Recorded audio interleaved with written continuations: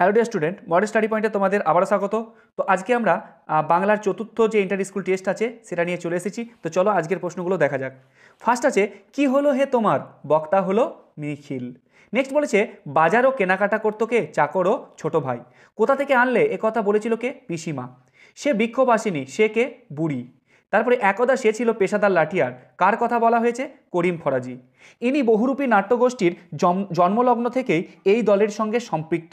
ইনি হলেন কে? অমর গাঙ্গুলি। নেক্সট দেখো, কে বলেছে সত্যি কথা বলতে? এটা বলেছে শম্ভু বাবু।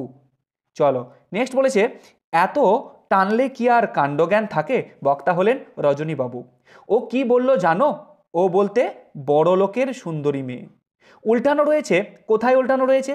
মঞ্চের মাঝে। নেক্সট দেখো, কালীনাথের বয়স ছিল 60 বছর। পরের প্রশ্ন, সে কখনো করে না বঞ্চনা, সে বলতে সত্য। পরের প্রশ্ন, এখন আকাশে রয়েছে, যে আকাশে রয়েছে সে হলো তারা। নেক্সট দেখো, ঘুরে ফিরে ঘরে আসে সে, কে ঘরে আসে? ধোঁয়ার বঙ্কিম নিঃশ্বাস।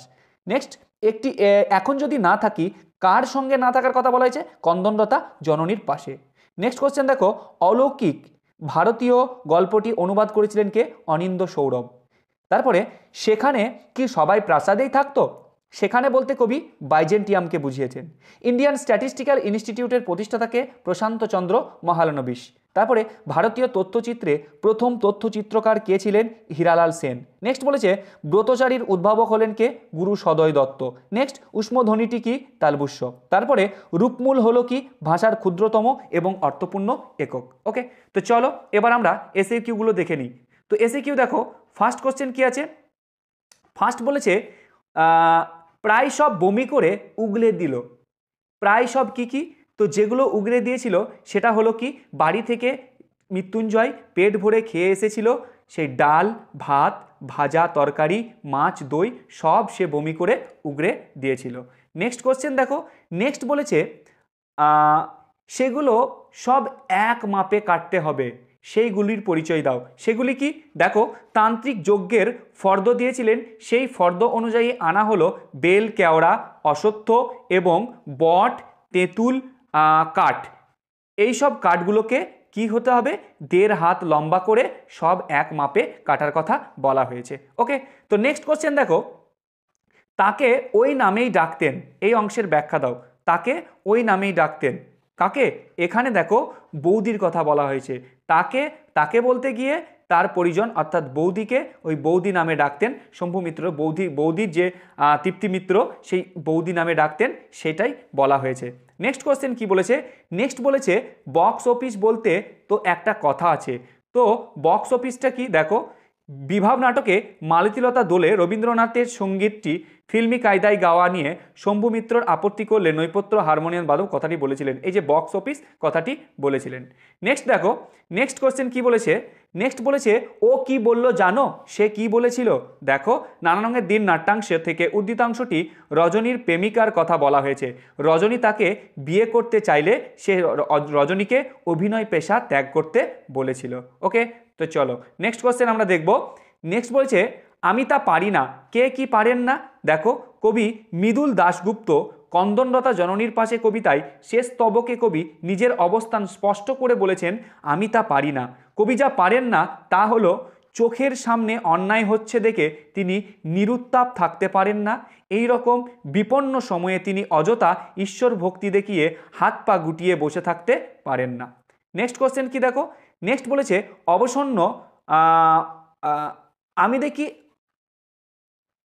সবুজের অনটন ঘটে, এই অংশের ব্যাখ্যা দাও। বললাম। তারপরে, অবসন্ন মানুষের শরীরে দেখি ধুলোর কলঙ্ক। এখানে অবসন্ন এই অংশের ব্যাখ্যা দাও। এই অবস্থান কারণ কি? কেন? কারণ দেখো, বলেছে নাগরিক কবি সমর সেন এর লেখা মহুয়ার দেশ কবিতায় উদ্ধৃত অংশে যে মানুষের কথা বলা হয়েছে তারা হলো মহুয়ার দেশের সাধারণ মানুষ।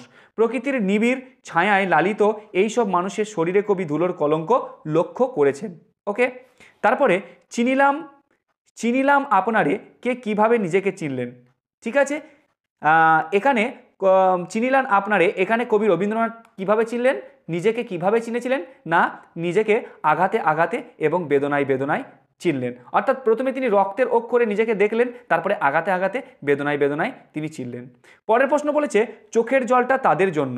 চোখের জলটা তাদের জন্য, কাদের জন্য? দেখো কোনো কিছুর পরোয়া না করে জীবনের মৃত্যুতে তুচ্ছ করে যারা ট্রেন থামিয়ে ক্ষুধার তৃষ্ণায় কাতর দেশবাসীকে রুটি ও জল পৌঁছে দিয়েছিল, তাদের জন্য আলোচ্য গল্পের লেখক কর্তার সিং দুগ্গাল তার চোখের জলকে উৎসর্গ করেছিলেন। ওকে, নেক্সট দেখো, নেক্সট বলেছে ধ্বনিমূলের অবস্থান বলতে কি বোঝো। সরি, তার আগে আছে স্পেনের ফিলিপ কেঁদেছিল খুব। তিনি কেন কেঁদেছিলেন? দেখো, স্পেনের ফিলিপ কেঁদেছিল যখন আর্মাডা যে যুদ্ধজাহাজ, সেই আর্মাডা যুদ্ধজাহাজ যখন তলিয়ে গিয়েছিল, তখন কিন্তু স্পেনের ফিলিপ কেঁদেছিল। ওকে, নেক্সট দেখো, নেক্সট বলেছে চোখের জলটা তাদের জন্য, এটা বলে দিলাম। তারপরে ধ্বনিমূলের অবস্থান বলতে কি বোঝো। দেখো, একটি ধ্বনিমূল যে যে অবস্থানে উচ্চারিত হয় তাকে বলা হয় ধ্বনিমূলের অবস্থান। ওকে, চলো নেক্সট বলেছে থিসরাস। থিসরাস কি? থিসরাস হলো এমন এক ধরনের শব্দকোষ যেখানে সমজাতীয় শব্দগুলি একটি গুচ্ছের মধ্যে সাজানো থাকে। ওকে, চলো নেক্সট কোশ্চেন। নেক্সট বলেছে সঞ্জননী ব্যাকরণ কি? বাক্য কিভাবে সঞ্জাত হয় সেই সম্পর্কে আলোচনা করে যে ব্যাকরণ তাকে সঞ্জননী ব্যাকরণ বলা হয়। ওকে, তো এই ছিল আমাদের এসএকিউ। কোশ্চেন একটা এদিকে ওদিকে আছে, একটু তোমরা দেখে নিও, তার কারণ সাজানোর সময় একটু উল্টোপাল্টা হয়েছে। তো সব কোশ্চেন এখানে করা হলো। তো আজকে এই পর্যন্তই, দেখা হবে পরের ভিডিওতে।